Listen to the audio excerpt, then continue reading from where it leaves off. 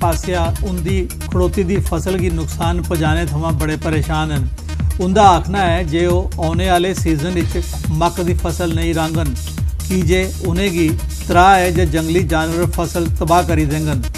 उन्हें एग्रीकल्चर महकमे की अपील की जे वो फसल बचाने दे उपाय करे। ज़्यादा परेशान जंगली जानवर जो उन्हें परेशान किया, किसान जड़ा आ वो खत्म हो रहा, उसकी तबाही हो रही है, इस चीज़ को नहीं देख रहा। मेरे की ये समझ नहीं आनी पई कि सारा प्राइम मिनिस्टर जड़ा है वो किस तरह किसान ने इनकम की दुना करेगा। जंगली जानवरों के बारे जब तक नहीं सोचा जाएगा, किसानों ने जिम्मेदारी करनी छोड़ दी, जानवर रखने छोड़ देते और कम करना छोड़ दिता।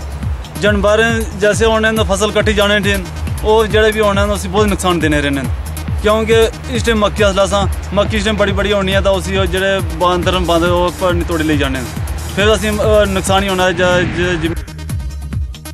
सांबा जिले के पुलिस टैक्नीकल ट्रेनिंग इंस्टीट्यूट आसिया सिविक एक्शन प्रोग्राम तहत विजयपुर जोन के गवर्नमेंट हाई स्कूल राड़ियां ते गवर्नमेंट मिडल स्कूल बड़ालीच वाटर कूलर, वाटर प्योरीफायर ते वोल्टेज स्टैबलाइजर लाई दिते।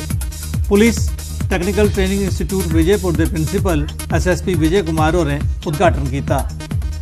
ये सिविक एक्शन प्रोग्राम के तहत है, जिसमें DG साहब की क्लियर कट इंस्ट्रक्शन है कि जितने भी प्राइवेट स्कूल हैं और जो पब्लिक इंटरेस्ट की जो अपने प्लेसेस हैं वहाँ इस तरह के कूलर्स, वाटर प्योरीफायर जो हैं इस्टेब्लिश करें ताकि लोगों के साथ रब्ता कायम हो और पुलिस का परसेप्शन जो है वो बढ़े। साहित्य अकेडमी नवी दिल्ली आसिया KL सहगल हाल जम्मू चला दे कार्यक्रम के दूए ते खीरी ध्याड़े कवि गोष्ठी का आयोजन किया गया। कवि गोष्ठी कविएं कविता पाठ किया। अकेडमी की एक पॉलिसी है कि ऐसे प्रोग्राम किए जान जिंदे कन्नै आम लोगों तक पहुँचाया जा। जियां सैमीनार होई है, सैमीनार 2 दिन का नहीं है, 1 दिन का होई है, संपोजिया होई है, वो पूरे इन्हें प्रोग्रामें की पूरी चाली घर घर ग्रां ग्रां ते लोकें तक लेने की कोशिश की और लिया कर देन। ये साढ़े आस्ते बड़ी बड़ी गल है और मिगी लगता कि ये आस्ते डोगरी साहित्य का, डोगरी भाषा का विकास भी।